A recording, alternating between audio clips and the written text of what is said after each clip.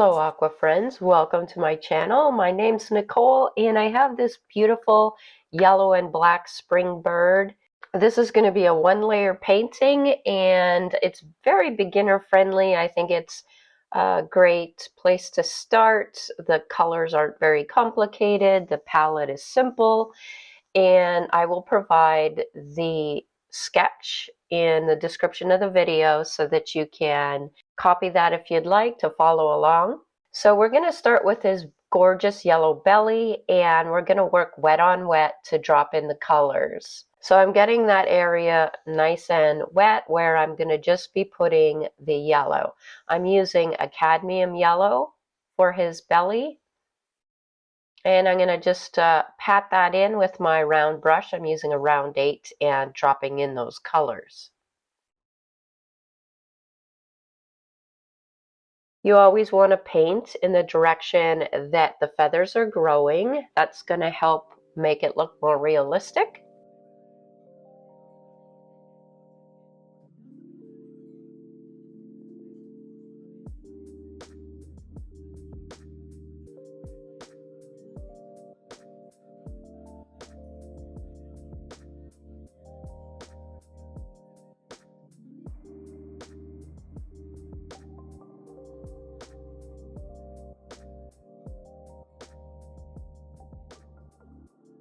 So once I'm happy with that, I'm going to come in with some neutral tint with my yellow just to get the shadows under his wing and under his belly. So you're just basically dabbing that on and, like I said, kind of working to smooth that out in the direction the feathers are going. There's also some dark areas underneath his beak and along the feathers that are going to be very dark gray and black. So I'm just blending that out with my brush.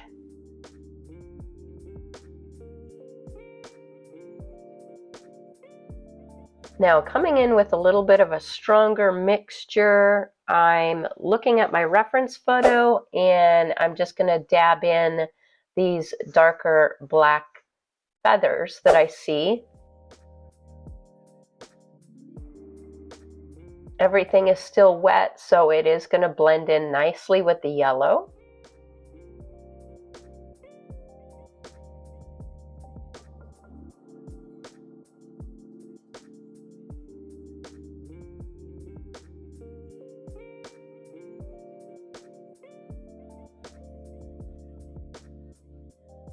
And I'm just making some very short strokes with my round brush. I'm using a smaller brush here. This is a size 6 or a 4. It has a very fine tip. These are the Black Silver series brushes.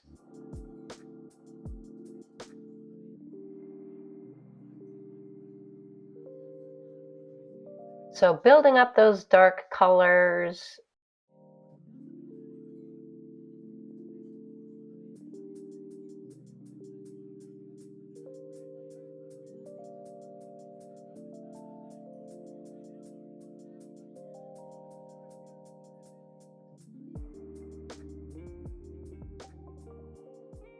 The more strokes that I layer on, the darker those areas are becoming.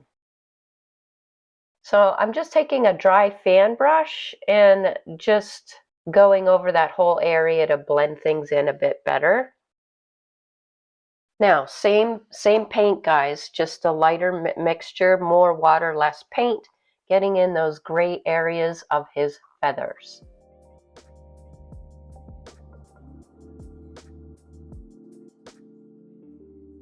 For his cute little head, I do want to wet his head first before I drop in my gray, and this is just clean water. There is a little spot of white. I want to make sure that I keep that paper white, so I'm not going to put water there. And then I'm dabbing in my gray, keeping in mind that this is not going to be extremely dark on his head. His head is lighter.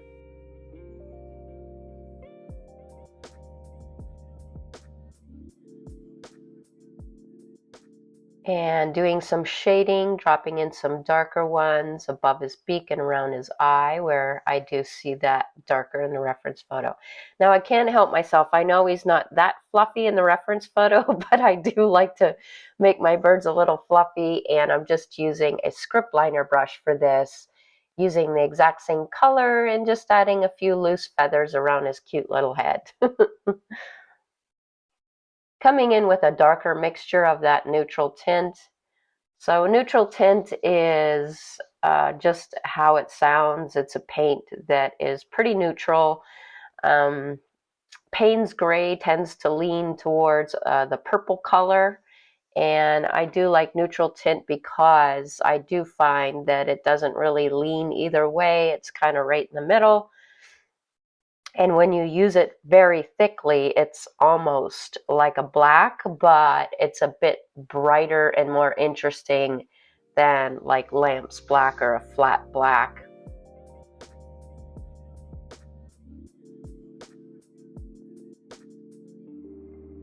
So I'm wetting that area underneath his wing so I could add in some darker colors here and the shadows.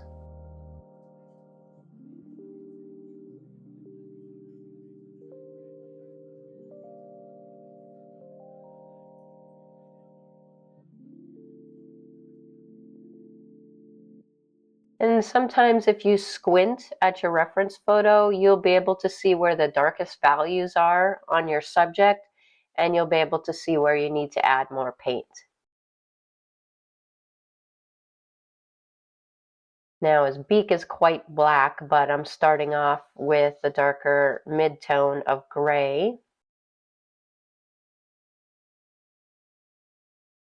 And I am using a size 4 brush here to work on his face because this is very tiny area that I'm working on, and I'm just going to be building up these colors slowly.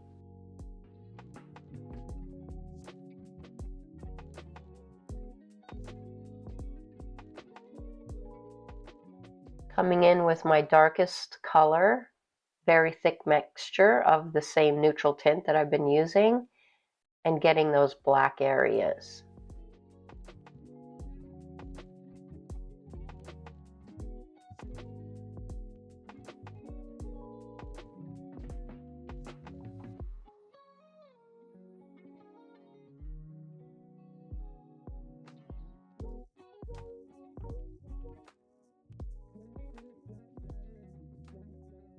Now, as I'm coming up and around the eye, I switch to my script liner brush so that I can paint in all those little fluffy feathers, those little pin feathers on his head, always painting in the direction that the feathers do go.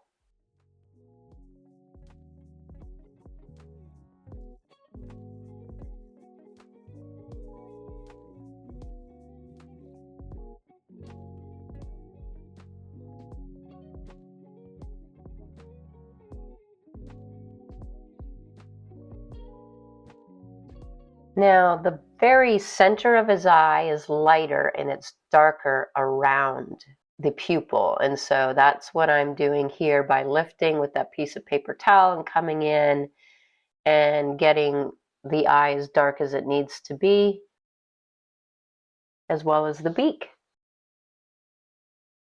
So all that we have left here is cute little feet, and for this I did use whatever brown I have in my palette, along with some sepia for the darker colors underneath the feet to represent the shadows of his feet that's going to be on the log.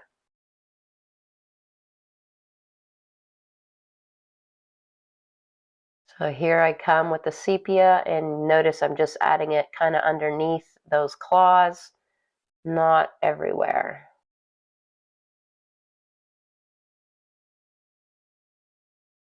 All right, now comes the fun part. I'm going to wet the log so that we can do some wet on wet. And this time I'm going to make my own gray, or mix my very reddish brown color that we've been using with blue. I think it's ultramarine blue. And I could pre-mix it on the palette and add it like I'm doing right here. It's a softer, more muted gray. And then in other areas, I'm putting the blue. And then I'll put the brown, the reddish brown, and they'll kind of blend together in some very interesting and fun ways. So here's that reddish brown that I used for his feet. And I'm adding that to the bottom of the log.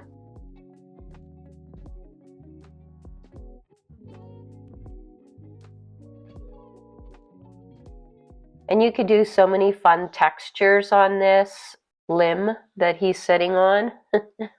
So just have fun with it, adding some darkness on the underside. It will be darker on the underside where the sun's not shining.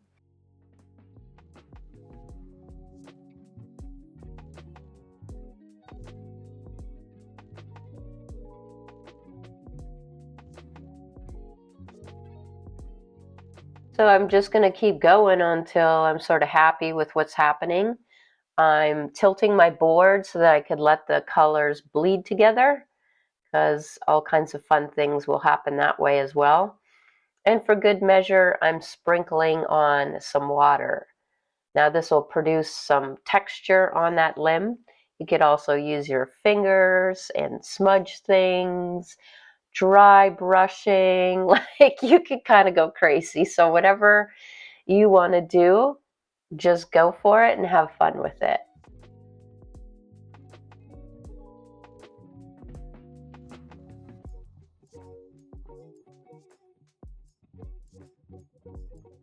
So really that is how simple this little project is.